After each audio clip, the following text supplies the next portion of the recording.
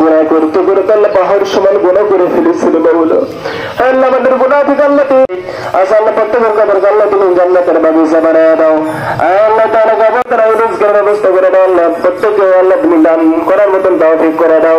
আল্লাহ তাআলা তোমার বান্দাকে যা কিছু কুরবানি করার নিয়ত করেছে আল্লাহ সব কিছু জন্য তোমার খুশির জন্য করতে পারে সে তৌফিক তুমি করে দাও।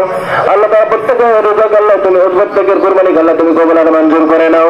রব্বিরহামহুমা কামা রাব্বায়ানি সগীরা রব্বিরহামহুমা কামা রাব্বায়ানি সগীরা সুবহান রাব্বিকা রাব্বিল ইজ্জাতি আম্মা ইয়াসিফুন ওয়া সালামুন আলাল মুরসালিন আলহামদুলিল্লাহি রাব্বিল আলামিন।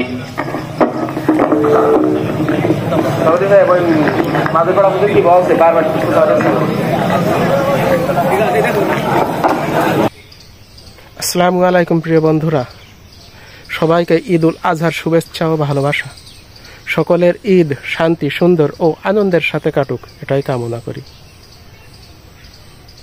তবে এই ঈদ উল আজহা কিন্তু আমাদের সমাজ জীবনে একটি গুরুত্বপূর্ণ ভূমিকা পালন করে। অনেকে এই ঈদ নিয়ে কিন্তু বিরূপ ধারণা করে, মানে পশু হত্যা বা রক্তের হোলি খেলার সাথে তুলনা করে, কিন্তু এটা কিন্তু ঠিক না।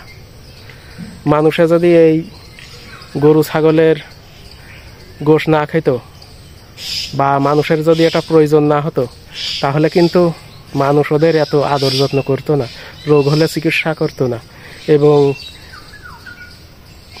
শীত গরম বৃষ্টিতে সুন্দর করে ঘর বানাইও দিত না।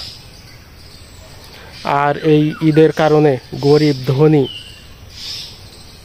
সকলের ভিতরে কিন্তু একটা মেলবন্ধন, মানে অর্থ সম্পদের আদান প্রদান চলে এবং একটা সামাজিক অর্থনৈতিক ভারসাম্য রক্ষা পায়।